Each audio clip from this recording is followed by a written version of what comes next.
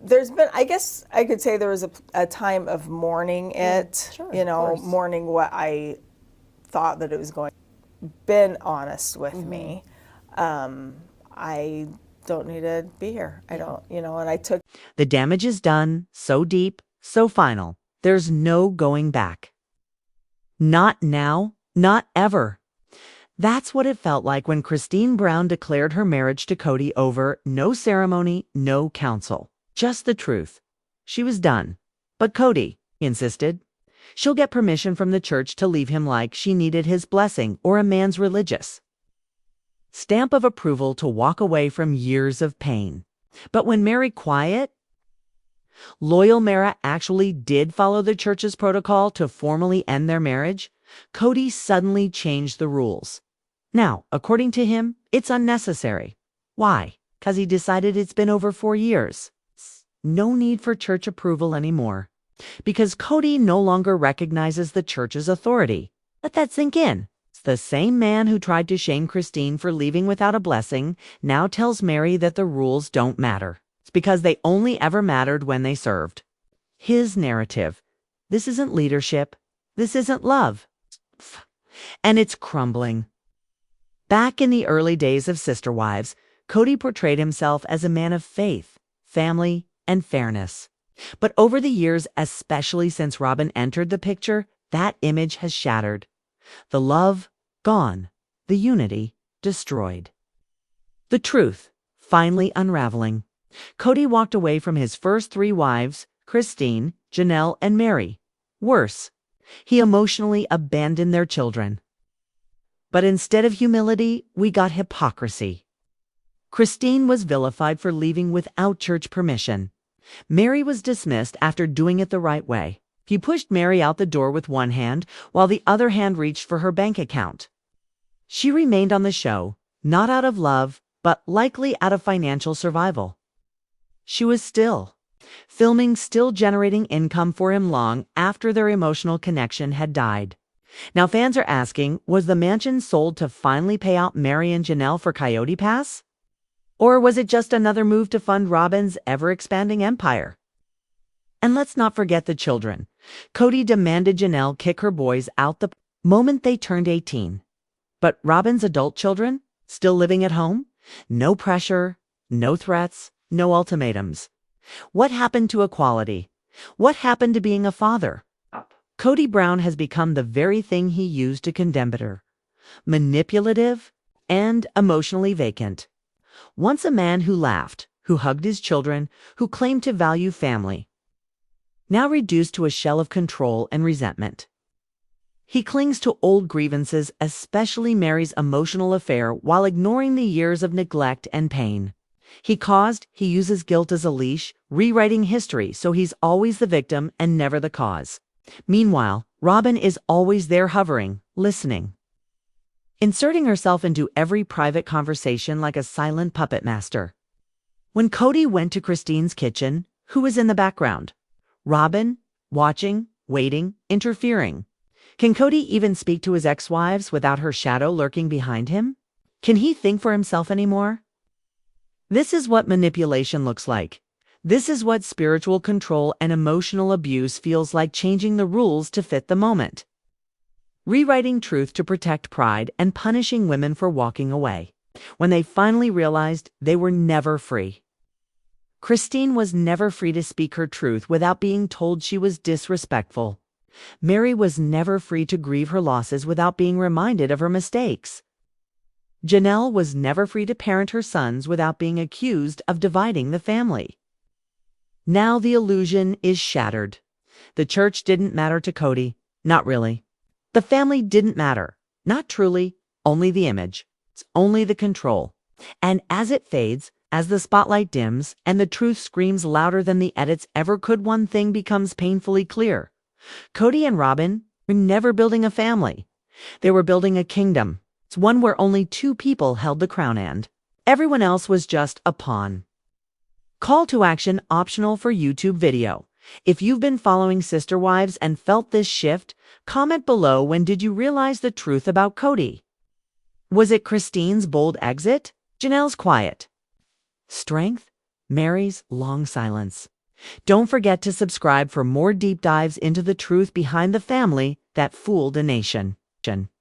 It was creepy and yet somehow hilarious. That's how fans described the chilling moment when Christine completely ignored Kody cold, composed and unbothered. The silence was deafening. No welcome, no smile, no effort. And it crushed him. Kody came for a warm reception and got another knife to the kidneys. Christine's calm refusal to acknowledge him wasn't just a snub, was a statement. He didn't break her, he didn't win, he didn't matter anymore. And that probably drove him over the edge. Because this time he didn't get to control the story. Christine's power move, her peace, her joy was a slap in the face. To everything Kody tried to convince her she'd never have without him, she no longer felt like the outsider.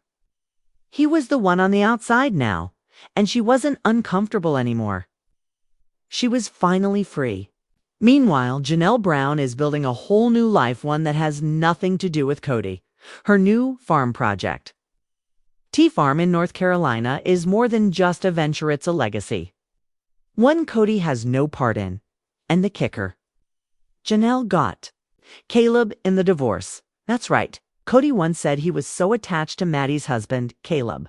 But now, it's Janelle and Caleb building a life. Not Kody. And maybe that's what hurts him the most, losing the men he respected. The only people he ever treated as equals. Because let's be honest, Kody never truly valued his wives. He barely respected his daughters. But the men, the sons-in-law, that's where he sought validation, and now they're gone too. Kody Brown's empire is unraveling. The original 3 wives, Christine, Janelle, and Mary, are done playing nice. Christine's managing her Airbnb, seeking child support for Truly and living a vibrant, independent life. Janelle is running her own land project. Mary has her B&B, her Worthy Up project, and finally her voice. Even Kody and Robyn, they're selling their mansion. Is it financial pressure? Is it emotional collapse? Maybe both. And with rumors swirling about season 19 being 24 episodes long, fans are starting to believe this may be the final season. And honestly, it needs to be. Every new episode is like reopening old wounds. Every clip of Kody lashing out. Every cruel interview, every passive-aggressive comment gets broadcast, dissected, and replayed. For the children, it's not just television. It's trauma on loop. The most disturbing part? Kody didn't just say hurtful things in private. He didn't scream them in a fight. He calmly told the world in camera that he never loved their mothers, that he found them unattractive, that he regretted marrying them. That is abuse. And the children heard it. Imagine hearing your father say he never loved your mom, not in anger, but in an interview. Imagine knowing millions of people would watch that moment over and over. That damage doesn't go away. And it's not just the moms he discarded. Kody ignored his own daughter, Yabel's cross-country move. Janelle helped her. Kody didn't even know it was happening. How disconnected do you have to be to not know when your child is moving across the country? Did he even know Maddie was pregnant? Again, at the time, the answer feels obvious. Gabelle was moving to be closer to family, but not to Kody. She wasn't running to her father. She was running from the pain. Kody used to say, "Don't communicate with my children for me." But then he never did it himself. They didn't reach out to him. The relationship didn't exist. He expected loyalty. He expected connection, but he gave nothing in return. No effort, no calls, no presence. It was always one-sided. And that's the legacy Kody Brown leaves behind, not one of plural love and family unity, but of emotional abandonment, spiritual manipulation, and selfish control. He once claimed to be the head of the family. Now, he's just a ghost in there. Lives. Kody Brown didn't just lose his wives. He lost their respect. He lost their children. And he lost the illusion that he was ever the good guy. Christine didn't need to scream. Janelle didn't need revenge. Mary didn't need a final confrontation. Their silence was louder than any fight. Outro, call to action optional. Have you seen Kody's downfall coming? What moment shattered? The illusion for you was it Christine's silent strength, Janelle's independence, or the heartbreaking things he said about his wives and children? Comment below and don't forget to like and subscribe. We're not done telling the truth. Blame yourself if I don't love you. That's what Kody Brown said in the latest trailer. And with just 7 words, he revealed exactly who he's become. Not a husband, not a father, but a man so far gone in his own ego, he's willing to blame others for his own failure to love. He always expected the women to do the heavy lifting. For years, it was the wives, not Kody, who maintained the connections with his kids. They scheduled birthdays, they managed emotions, they softened the blows of his absence. And now that Christine, Janelle, and Mary are no longer playing secretary to his ego, he's spiraling, refuses to be an adult. He won't take responsibility. And instead of reconnecting, he retreats, then claims he's being excluded, as if the family owes him inclusion simply because he exists. No, Kody, that's not FOMO. That's narcissism. He talks about fear of missing out like he's the victim. But where was that fear during the pandemic? He wasn't missing out. He chose to isolate with Robyn. He watched his other children grow distant and did nothing except blame them. He expects the world to come to him. He expected his grown children to revolve around his compound, but the center collapsed. And now he has no idea how to engage with the orbiting planets he once ignored. Let's talk about Christine's child. Support filing. Many fans were shocked wasn't Kody listed on the birth certificates? But in polygamous families, that's not always the case. In states like Utah, paternity must be legally established even if the father's name appears. This suggests something more disturbing. After all these years, Kody may never have formally claimed his children on paper. Think about that.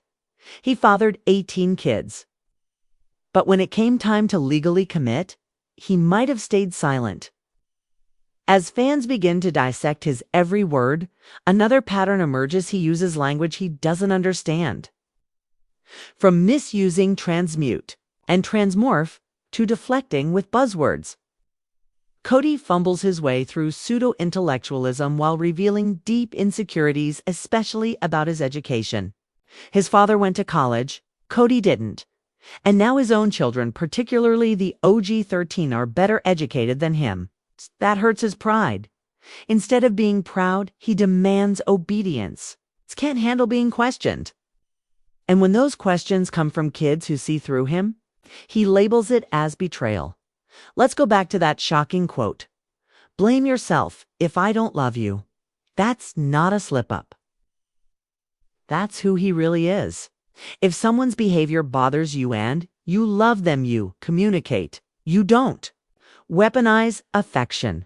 You don't say, it's your fault I stopped loving you. That's not love. That's emotional abuse. And this wasn't said in anger.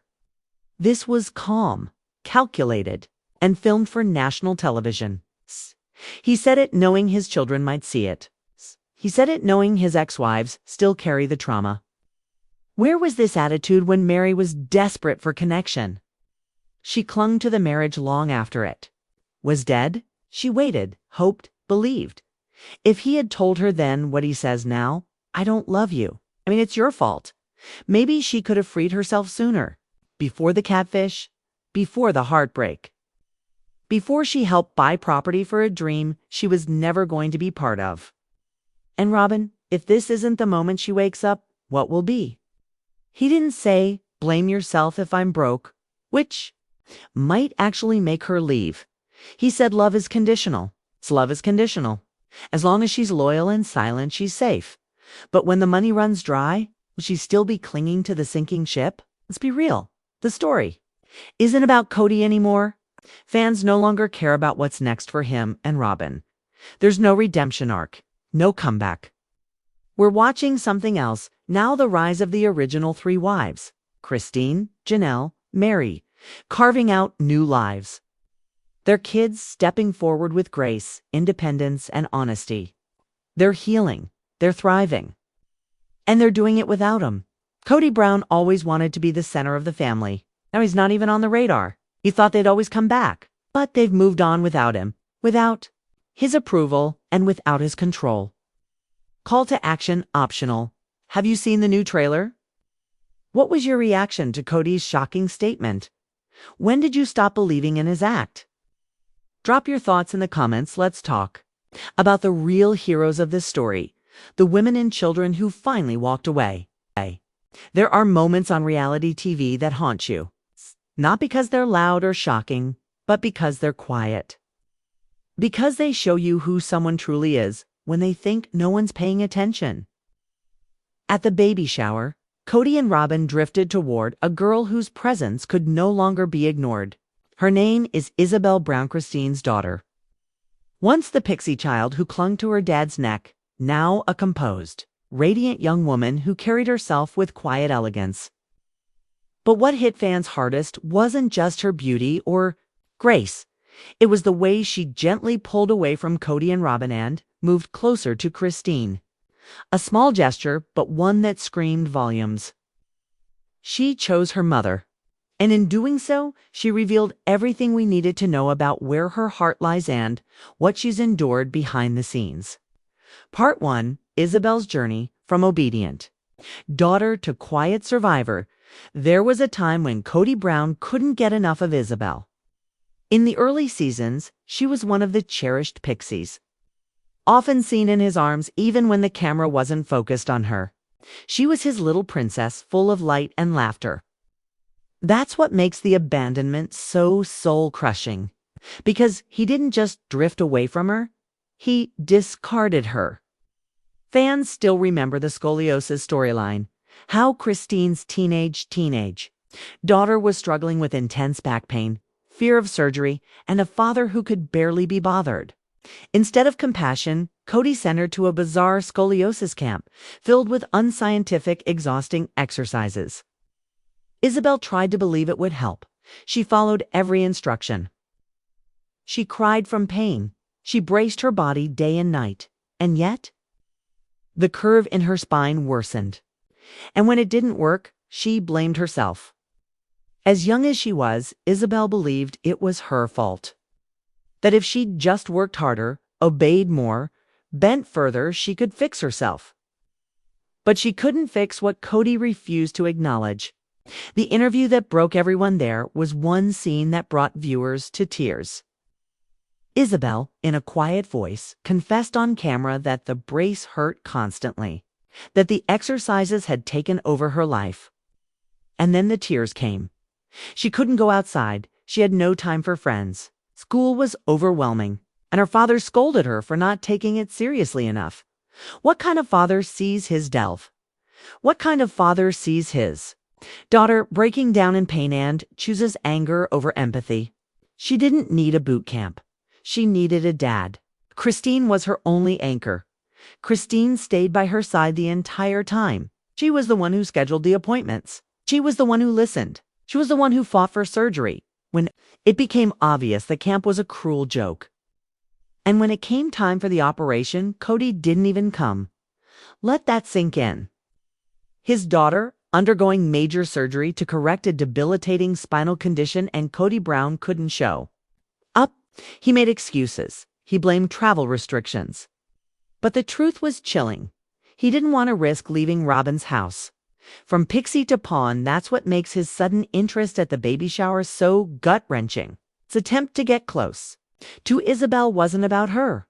It was about optics. It's about looking like he was still part of the family, not appearing involved, but Isabel saw through him. She stepped away, not rudely, not dramatically, just enough. She stood beside Christine. In that moment, she chose the parent who had always chosen her. More coming next. This is just part 1 of the full 9,000-word emotional breakdown. I'll continue immediately with Kody's emotional abuse patterns and neglect of Isabel.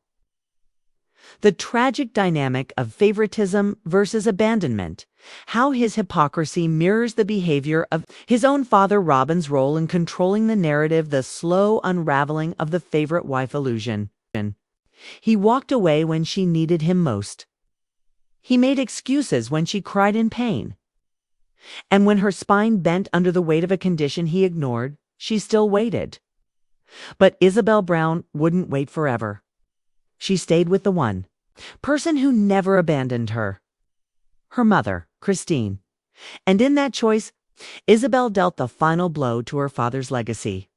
Intro sequence 030 to 130, narrator gentle, reflective. The Brown family saga has always been filled with controversy, conflict, and heartbreak. But behind the headlines and reality show drama, a quieter story unfolded, one that few noticed at first: a teenage girl, a painful condition, camera crew, and a father who simply wasn't there. This is the story of Isabel Brown, the daughter who endured a father's absence and chose love over loyalty. Chapter 1, The Forgotten Daughter, 132, 4 o'clock, narrator, somber. Isabel Brown was never the loudest child. She didn't seek attention. She didn't make scenes. But her silence spoke volumes. From the moment her scoliosis diagnosis was revealed on Sister Wives, fans felt the weight she carried. Her spine was literally twisting day by day, and so was her world. Kody Brown, her father, the man who had once proclaimed family, above all, chose to stay behind.